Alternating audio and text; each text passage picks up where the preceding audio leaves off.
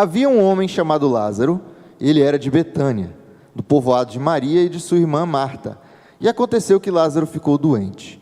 Maria, sua irmã, era a mesma que derramara perfume sobre o Senhor e lhe enxugara os pés com os cabelos. Então as irmãs de Lázaro mandaram dizer a Jesus: Senhor, aquele a quem amas está doente. Ao ouvir isso, Jesus disse: essa doença não acabará em morte, é para a glória de Deus, para que o Filho de Deus seja glorificado por meio dela. Jesus amava a Marta, a irmã dela, e a Lázaro. No entanto, quando ouviu falar que Lázaro estava doente, ficou mais 2 dias onde estava. Depois disse aos seus discípulos: vamos voltar para a Judéia. Esses disseram: Mestre, há pouco os judeus tentaram apedrejar-te, e assim mesmo vais voltar para lá? Jesus respondeu: o dia não tem 12 horas? Quem anda de dia não tropeça, pois vê a luz deste mundo. Quando anda de noite tropeça, pois nele não há luz. Depois de dizer isso, prosseguiu dizendo: nosso amigo Lázaro adormeceu, mas vou até lá para acordá-lo. Seus discípulos responderam: Senhor, se ele dorme, vai melhorar. Jesus tinha falado da sua morte, mas os seus discípulos pensaram que ele estava falando simplesmente do sono. Então lhes disse claramente: Lázaro morreu. E para o bem de vocês, estou contente por não ter estado lá, para que vocês creiam. Mas vamos até ele. Então Tomé, chamado Dídimo, disse aos outros discípulos: vamos também para morrermos com ele. Ao chegar, Jesus verificou que Lázaro já estava no sepulcro havia 4 dias. Betânia distava de cerca de 3 quilômetros de Jerusalém, e muitos judeus tinham ido visitar Marta e Maria para confortá-las pela perda do irmão. Quando Marta ouviu que Jesus estava chegando, foi encontrá-lo, mas Maria ficou em casa. Disse Marta a Jesus: Senhor, se estivesse aqui, meu irmão não teria morrido, mas sei que mesmo agora Deus te dará tudo o que pedirdes. Disse-lhe Jesus: o seu irmão vai ressuscitar. Obrigado, João. Marta respondeu: eu sei que ele vai ressuscitar na ressurreição do último dia. Disse-lhe Jesus: eu sou a ressurreição e a vida. Aquele que crê em mim, ainda que morra, viverá. E quem vive e crê em mim, não morrerá eternamente. Você crê nisso? E ela lhe respondeu: sim, Senhor, eu tenho crido que tu és o Cristo, o Filho de Deus que devia vir ao mundo. E depois de dizer isso, foi para casa, e chamando a Maria à parte, disse-lhe: o mestre está aqui e está chamando por você. Ao ouvir isso, Maria levantou-se depressa e foi ao encontro dele. Jesus ainda não tinha entrado no povoado, mas estava no lugar onde Marta o encontrara. Quando notaram que ela, Maria, se levantou depressa e saiu, os judeus que estavam confortando em casa, seguiram-na, supondo que ela ia ao sepulcro, para ali chorar. Chegando ao lugar onde Jesus estava e vendo, Maria prostrou-se aos seus pés e disse: Senhor, se estivesses aqui, o meu irmão não teria morrido. Ao ver chorando Maria e os judeus que a acompanhavam, Jesus agitou-se no espírito e perturbou-se. Onde colocaram? Perguntou ele. Vem e vê, Senhor, responderam eles. Jesus chorou. Então os judeus disseram: veja como ele o amava. Mas alguns disseram: ele que abriu os olhos do cego, não poderia ter impedido que esse homem morresse?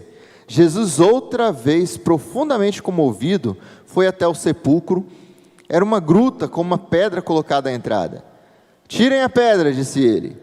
Disse Marta, irmã do morto: Senhor, ele já cheira mal, pois já faz 4 dias. Disse-lhe Jesus: não lhe falei que se você cresce, veria a glória de Deus? Então tiraram a pedra. Jesus olhou para cima e disse: Pai, eu te agradeço por ter me ouvido. Eu sabia que sempre me ouves, mas disse isso por causa do povo que está aqui, para que creia que tu me enviaste. Depois de dizer isso, Jesus bradou em alta voz: Lázaro, venha para fora. O morto saiu com as mãos e pés envolvidos em faixas de linho e o rosto envolto num pano. E disse-lhe Jesus: tirem as faixas e deixe ele ir. Pai, muito obrigado porque nós temos a Tua palavra, que é a revelação do Senhor para nós, ó Pai. É a Tua mensagem para nossas vidas, ó Deus. Nós queremos Te agradecer, ó Pai, e Te pedir que o Senhor ilumine nossas mentes, que o Senhor abra nossos corações, para que possamos receber a Tua mensagem essa manhã, e entender mais de Ti, entender mais da Tua vontade, do Teu propósito em nossas vidas. Em nome de Jesus, amém.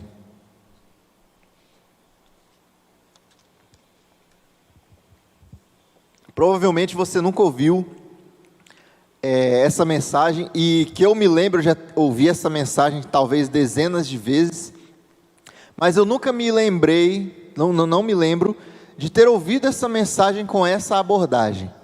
Porque sempre quando a gente ouve, né, geralmente é falado sobre o tirai a pedra, né, que Deus faz aquilo que o homem não pode fazer. No caso, Jesus ressuscitou Lázaro, mas a pedra removida foram os homens, ou seja, nós precisamos tirar as pedras para que Deus possa agir em nossas vidas.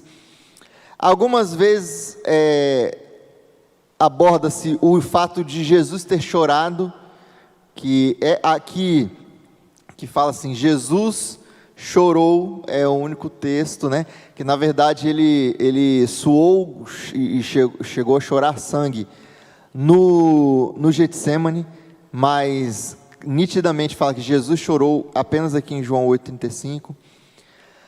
Outras vezes se fala da demora proposital, né, de Jesus em ter deixado passar 4 dias, porque o judeu ele tinha uma crença de que após morrer, o espírito ainda estava no corpo até por 3 dias, e depois de 3 dias o espírito ia para Deus. No caso, Jesus deixou passar o 4º dia, para que eles crescem que realmente Jesus havia ressuscitado Lázaro. Então, são algumas abordagens que tem desse texto. Mas o fato é que a demora de Jesus, ela teve um propósito. E todo mundo sabe disso, né? A gente lê esse texto e percebe, não, Jesus teve um propósito em demorar. Ele mesmo fala, né, logo nos primeiros versículos aqui, no versículo 4, ele fala, não, essa doença não vai acabar em morte, é para a glória, né, para glorificar o Filho do Homem e tal. Mas, ok, isso a gente sabe, mas o que será que passou na cabeça de Marta e Maria durante aqueles 4 ou 5 dias, ou 6 dias, né, do momento que falaram com Jesus e que mandaram um recado para Jesus, até o momento que Jesus chegou lá e ressuscitou Lázaro? Pensaram assim, Jesus esqueceu de nós. Jesus não cuida de nós. Mas na verdade Jesus estava cuidando sim, né? Com certeza Jesus estava cuidando. E é isso que nós vamos ver agora. Nos versículos 1 e 2, é uma apresentação aqui das duas, né? Digamos assim, dos personagens principais desse texto, né? Que fala, havia um homem chamado Lázaro, e ele era de Betânia. E aí a gente já tem uma localização geográfica. Betânia é uma vila, uma pequena cidade, vizinha de Jerusalém, e o texto fala que fica a 15 estádios, ou seja, 3 quilômetros. Então é como se fosse daqui na praia, um pouquinho mais ali da praia de Itaparica. Você sai daqui e vai até a praia de Itaparica e anda um pouquinho, 3 quilômetros. É perto. A gente faz hoje essa caminhada aqui, em meia hora, 40 minutos, se for bem devagarzinho. Então, Betânia ficava ao lado ali de Jerusalém. E fala também de Maria, né? Apresenta Maria, que fala que é aquela que derramou o óleo nos pés de Jesus e lavou com seus cabelos. E esse versículo, ele traz uma curiosidade, que ele gera uma confusão na cabeça das pessoas, principalmente de certas linhas teológicas, porque fala de uma Maria, que na verdade fala de uma pessoa que também derramou óleo nos pés de Jesus, na casa de um fariseu, e é chamada a mulher pecadora, que derramou ali o óleo e também enxugou os pés de Jesus, né? Com os seus cabelos. Mas não é essa Maria aqui, porque esse acontecimento aqui que João fala vai acontecer apenas no capítulo 12. Então, Jesus ele teve os pés lavados com perfume 2 vezes, pelo menos no relato bíblico, pela mulher chamada pecadora e por Maria. E uma outra confusão é que acham que essa Maria aqui é aquela mulher que tinha os 7 demônios, mas também não é, porque a Maria dos 7 demônios é a Maria que era uma das discípulas de Jesus, que ela teve os 7 demônios expulsos, juntamente com Joana, com diversas outras mulheres. Fala aqui que Jesus e os seus discípulos estavam na região da Pérea, mas como que você sabe que Jesus e seus discípulos estavam na região da Pérea? Porque no capítulo 10, aconteceu um problema ali, né? Uma confusão, e Jesus ele fala que ele é o bom pastor, e os judeus, né, ele estava ali na Judéia, e os judeus eles começam a questionar essa atitude de Cristo e acusá-lo de blasfêmia. E aí no final do capítulo fala que ele e os seus discípulos atravessaram ali a região do Jordão, ou seja, eles foram para a Jordânia, que hoje a Jordânia naquela época era chamado de Pérea. Não há uma precisão de a quantos quilômetros Jesus estava da Judéia, porque a Pérea é grande, né? A Jordânia é grande, mas não era um lugar tão longe assim, talvez uns 50, 60 quilômetros, né? Então 2 dias dava para chegar tranquilo. Mas nos versículos de 3 a 6, fala e dá a entender, né, que quando Jesus ficou sabendo da notícia, aparentemente ele não deu muita importância, e ele ficou mais 2 dias ali.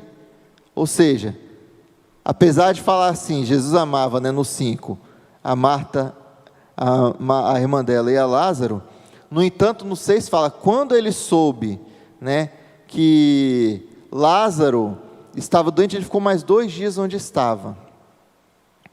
Ele ficou ali, estava pregando ali naquela região da Jordânia, da Pérea, né? E ele continuou ali, de acordo com o seu propósito.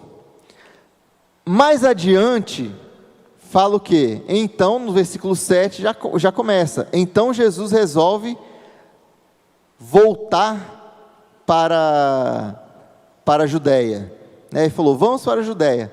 Mas aí os discípulos falaram assim, mestre, a gente estava lá esses dias e tentaram te apedrejar, porque você falou que era Deus, que era o pastor, o bom pastor e tal, e você quer voltar para lá?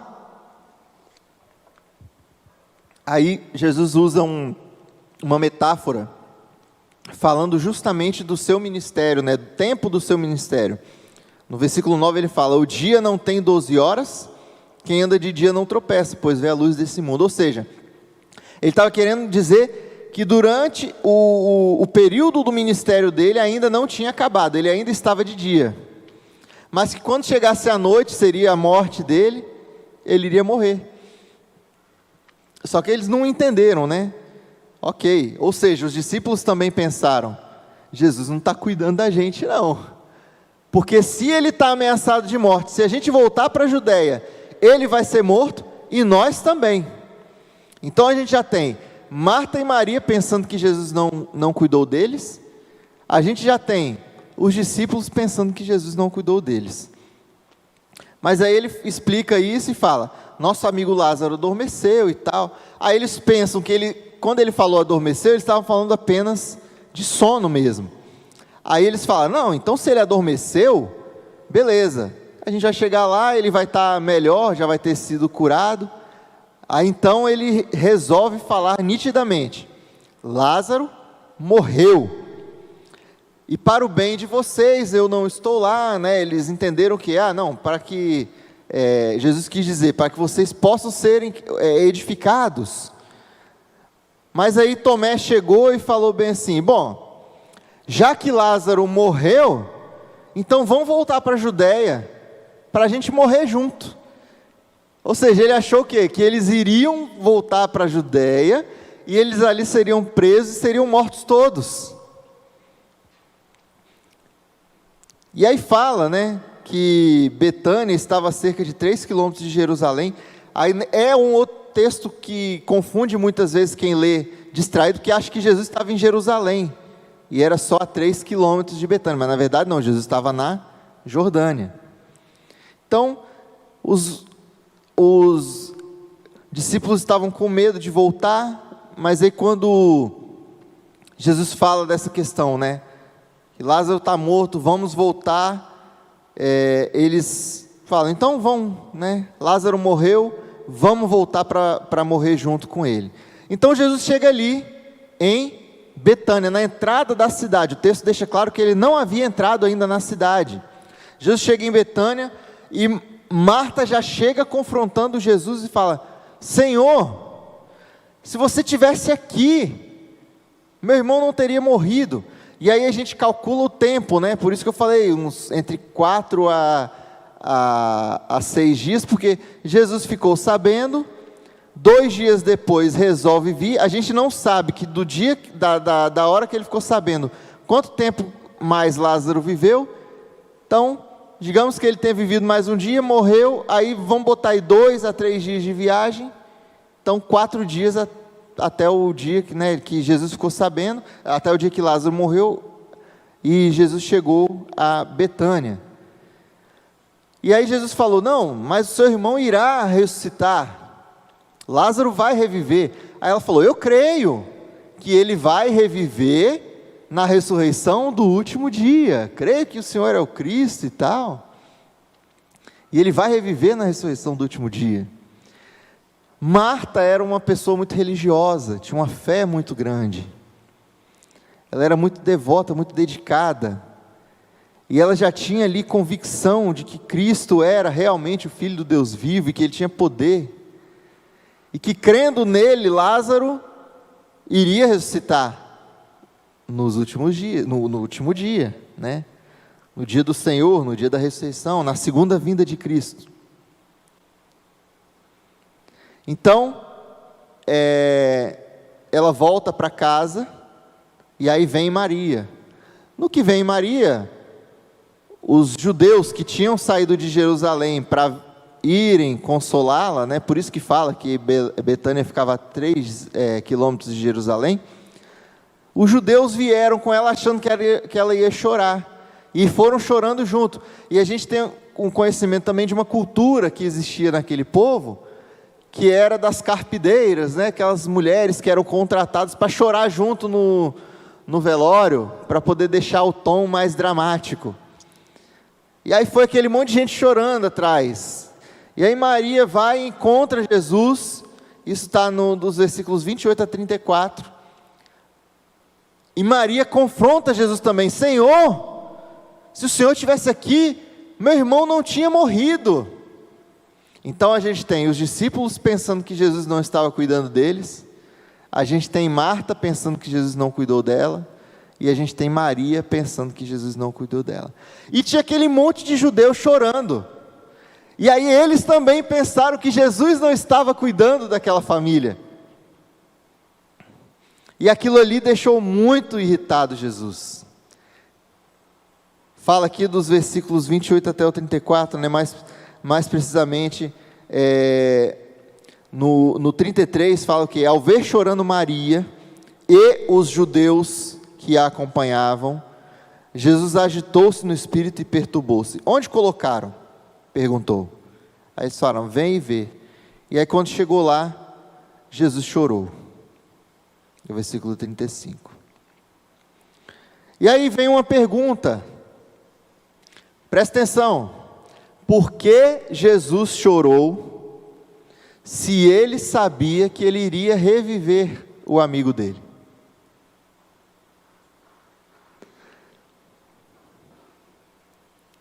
Por quê? Existem várias respostas para essa pergunta, várias possibilidades. Jesus pode ter chorado por causa da incredulidade do povo. Jesus pode ter chorado porque ele teve empatia pelo sofrimento de Maria. Jesus pode ter chorado não apenas pela incredulidade do povo, mas pela hipocrisia daquele povo, que há pouco tempo tinha ameaçado ele de morte. Jesus pode ter chorado também pela perda do amigo, né? Jesus amava Lázaro, era um grande amigo dele. Betânia, por ser uma cidade próxima de Jerusalém, era um ponto de passagem de Jesus ali para diversos lugares, que ele convivia muito com aquela família. E a crença popular, e aí eu não falo da Bíblia, mas a crença popular diz que Jesus conhecia Lázaro desde criança. O que eu não sei se procede muito, porque Jesus ele nasceu lá na Samaria, lá em Nazaré, lá em cima, né? Aí depois eles foram para o Egito, ficaram lá um tempo, enfim. Talvez nas idas a Jerusalém eles tenham se conhecido, mas não há uma certeza disso. Mas o fato é que existe um momento de chorar, ainda que o milagre vai chegar 7 versículos depois. E é por isso que Jesus chorou. Porque Jesus, ele ali, como ser humano, e sendo 100% homem, 100% Deus, mas ele deixou uma lição para nós que não é proibido chorar. Ninguém aqui é homem de ferro, ninguém aqui é Superman para resistir às pancadas que a vida nos dá. E que mesmo tendo certeza que Jesus cuida de você, não é errado você chorar. O pecado é você duvidar que Jesus cuida de você. Porque ele mesmo fala, né? No mundo tereis aflições, mas tende bom ânimo. Eu venci o mundo. Então Jesus chorou. E aí ele ficou nervoso com aquela situação também. E falou: onde ele está? Está aqui. E quando ele chora, alguns falam assim: nossa, olha, verdadeiramente eles eram muito amigos, ele amava muito Lázaro, olha como ele está triste pela morte do amigo. E outros falam assim: ah, que isso, se ele gostasse mesmo do Lázaro, ele tinha vindo, não tinha deixado Lázaro morrer. Outros provavelmente devem ter falado: está vendo aí, esse cara aí não tem poder nenhum não, senão ele tinha ressuscitado o amigo dele. Ele não veio porque ele curou os olhos do cego, mas ele não tem poder para ressuscitar ninguém. E houve aquele burburinho ali, e Jesus ficou muito incomodado. E aquele momento ali, os sentimentos de Jesus são questionados, né? No 37 fala: ele que abriu os olhos do cego não poderia ter impedido que esse homem morresse? E aí mais uma vez, ele comovido, ele chega e fala, né, a célebre frase: tirai a pedra. E aí é a lição, né, que Jesus, ele faz aquilo que nós não podemos fazer. Então nós precisamos fazer a nossa parte. Jesus cuida de você, mas você precisa tirar as pedras da sua vida aí que atrapalhem, né? Talvez se você tivesse essas pedras, você não teria tantas dificuldades se você não tivesse essas pedras. E aí você não teria tanta necessidade de ficar clamando toda hora socorro, porque você estaria andando num caminho pavimentado ao lado de Cristo. E aí Marta fala: mas Senhor, já tem 4 dias, já cheira mal. Aí Jesus fala: mas eu não falei que eu iria fazer? Que eu iria ressuscitar? E ela então, né, tinha entendido que ele iria ressuscitar apenas na segunda vinda de Cristo. Então Jesus faz uma oração linda. E Jesus, sendo Deus, ele deixa mais um exemplo aqui do relacionamento que deve ter entre quem ora e o Pai. E ele mesmo sendo Deus, ele falou: Pai, eu quero te agradecer porque eu sabia que o Senhor iria me ouvir. Ou seja, ele já tinha certeza que Lázaro ali dentro já estava vivo, estava ressuscitado. Ele falou: mas era necessário que isso tudo acontecesse para que esse povo pudesse entender. E aí Lázaro vem para fora, e Lázaro, depois que eles tiraram a pedra, Lázaro vem para fora, Lázaro sai dali mumificado, deve ter saído dando pulinhos, e é uma cena até curiosa, a pessoa sair dali de dentro todo amarrado, a cabeça enfaixada, aí certamente os amigos, a família chegou ali e ajudou e tal. E a conclusão que a gente tira desse texto, há as conclusões que a gente pode tirar dessa passagem, tão rica. Em primeiro lugar, que muitas vezes nós pensamos que Jesus não está cuidando de nós. Às vezes a gente está passando por uma doença, às vezes a gente está passando por uma dificuldade financeira, a gente está passando por um problema no trabalho, às vezes está passando por um problema no casamento, algum problema de relacionamento com a família, com o pai, com a mãe, com o filho, com o irmão. Às vezes passamos por problemas na igreja, às vezes passamos por problema nos estudos, e aí a gente acha que Jesus não está cuidando de nós. Marta e Maria, mesmo conhecendo a essência de Jesus, Jesus se relacionava, era uma família que ele estava sempre ali na casa deles. Tem uma passagem que fala, que Jesus estava lá, e aí Maria sempre aos pés dele, e Marta correndo para fazer o almoço, e para receber, para arrumar a casa. Mesmo elas conhecendo a essência, mesmo tendo relacionamento, elas duvidaram da ação de Deus. Duvidaram da ação de Deus. Porém, a gente precisa entender, irmãos, e olha que curioso, eu ouvi essa palavra ontem, e eu falei com a pessoa que falou, vou usar na minha mensagem de amanhã, pastor Rafael Abdala, meu grande amigo, e ele, num vídeo, ele falou bem assim: a ação de Deus, ela pode ser por ato ou por processo. O ato é quando acontece imediatamente, o ato é quando você está precisando de um milagre, Deus vai lá e puf, e faz, é o ato. E aí é muito mais fácil, porque gera toda uma alegoria em volta, e gera ali toda uma comoção, e as pessoas glorificam o nome dele, é o ato. Jesus curou, a filha daquele oficial do rei, fala lá em João 4, dos versículos 43 e 54, foi por ato. Jesus estava lá pregando, aí o oficial chegou, falou: Senhor, o meu filho está doente em casa, ele vai morrer. Jesus nem foi lá, Jesus falou: pode ir que está curado.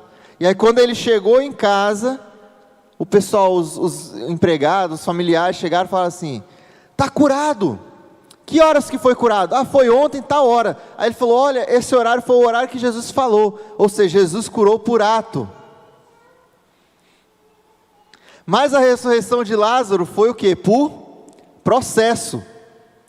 Porque a gente tem que entender que a obra de Deus é realizada, a ação de Deus pode ser por um ato ou por um processo. Jesus entendeu que era necessário para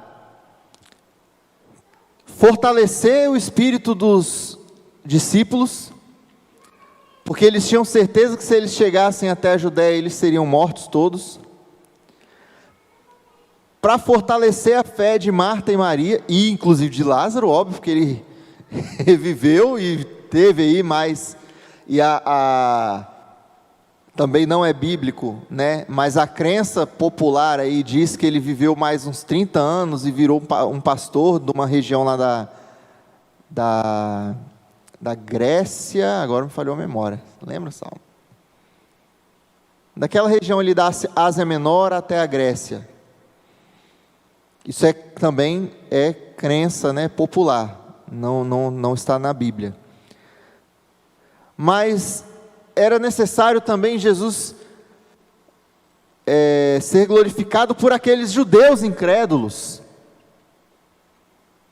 E no final desse texto fala que muitos ali acreditaram, porém outros não acreditaram. Obviamente, sempre vai ter, né, os rebeldes, porém outros não acreditaram, mas muitos ali creram, se converteram. Agora você pensa comigo na linha do tempo. Se quando Jesus recebeu a notícia de que Lázaro estava doente, ele tivesse vindo imediatamente, ou então tivesse curado à distância, e Lázaro não tivesse morrido, aquele monte de gente que veio de Jerusalém até Betânia não estaria lá, e não seriam alcançados pela mensagem de Cristo, e não veriam aquele milagre acontecer. É aí que está a graça do processo. O processo, ele acontece para que o nome de Cristo seja glorificado. E foi exatamente o que Jesus falou,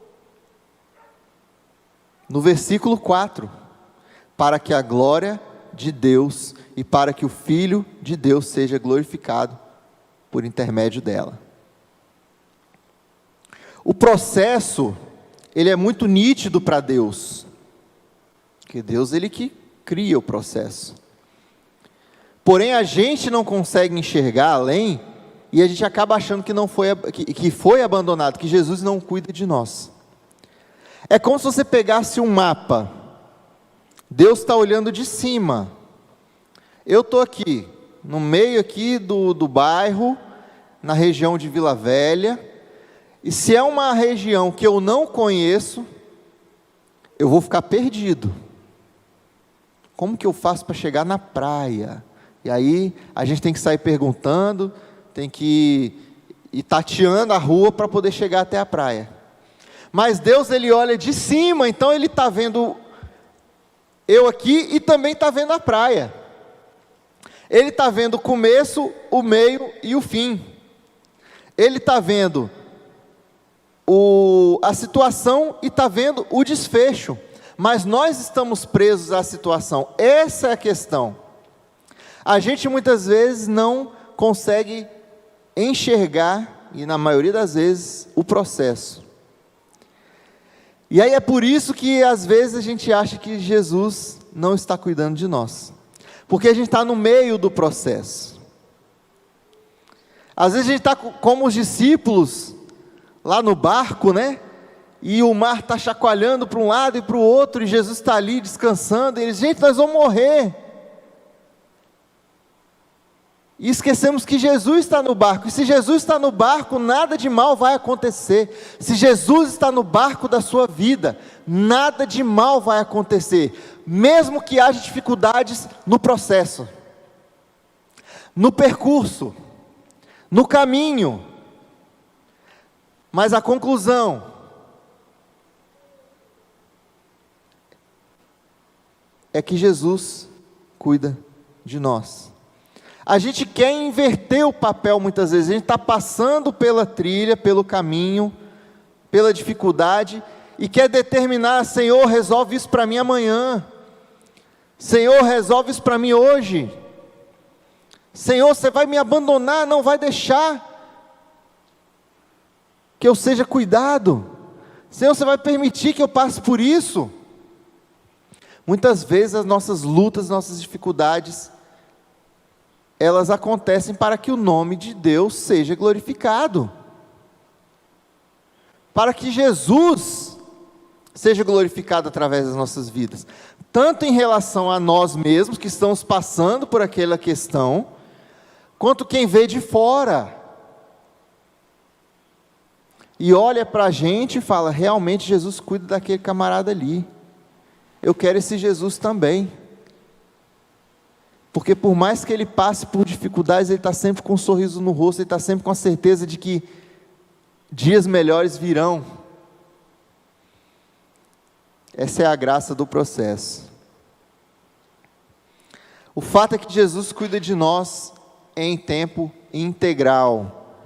Jesus cuida de você em tempo integral, mesmo quando parece que não.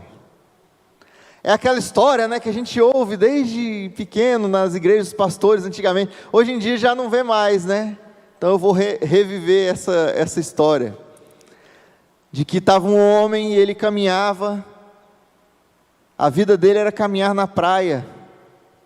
E ele sempre via, olhava para trás e via 4 pegadas, as 2 dele e as 2 de Jesus. E ele sempre, obrigado Jesus, porque eu estou na minha jornada aqui por essa praia, vou andar muitos quilômetros, o Senhor está comigo.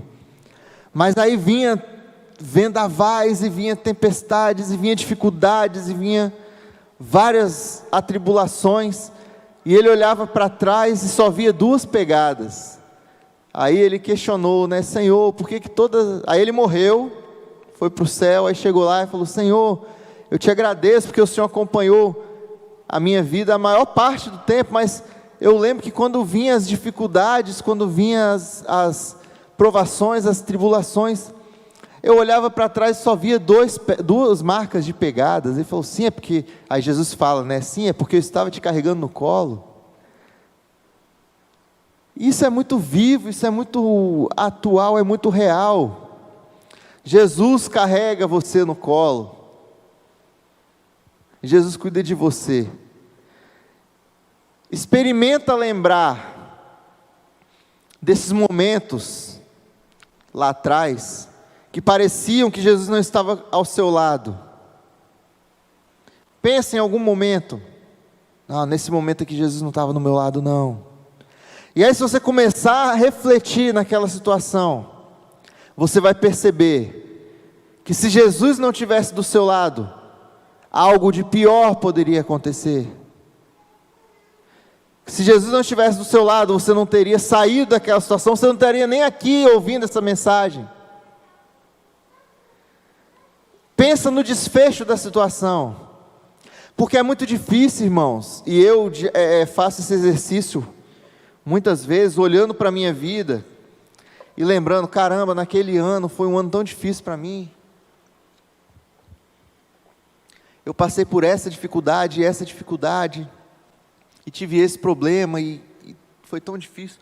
Aí eu vejo, olhando da ótica do Abner, que estava naquela situação, era muito difícil.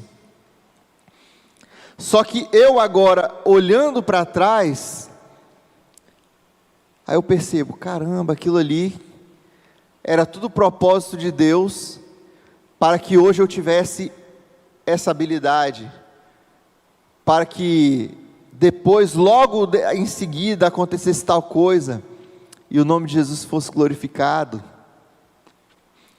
Faça esse exercício, irmãos. Vocês vão ver que vai ser algo surpreendente na vida de vocês. Eu tenho um exemplo assim nítido que eu gosto de usar muito. No dia, mais ou menos, no início de março, mais ou menos dia 10 de março de 2015, eu trabalhava numa empresa, eu era o cargo máximo que eu podia estar naquela empresa.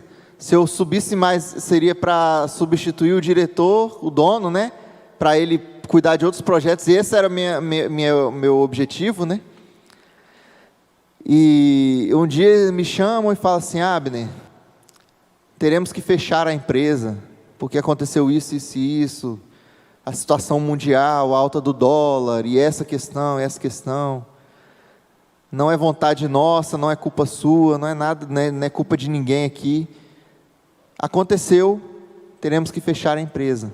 Eles tinham outras empresas, hoje a empresa que eles se dedicaram, que começaram naquela época, hoje está muito bem, com expressão mundial, mas para mim foi muito difícil aquele dia. Falei, gente, o que eu vou fazer? 2 filhos eu tinha na época, minha esposa, toda uma questão envolvida ali, de trabalho, o que eu vou fazer? E aquele dia, aquele mês, né, que aí um mês depois, aí no dia 10 de abril de 2015, eu me desliguei da empresa. E aí eu resolvi, não dá para arrumar emprego, está difícil a crise. Eu vou trabalhar por minha conta, vou montar, né, eu já tinha um CNPJ, um MEI, né, falei, vou trabalhar com o meu MEI mesmo. E foi um ano muito difícil. E no outro ano foi um ano muito difícil também, mas assim, de altos e baixos, e o tempo foi passando. E hoje, quando eu olho para trás, eu vejo como Jesus foi maravilhoso em ter me proporcionado perder aquele emprego.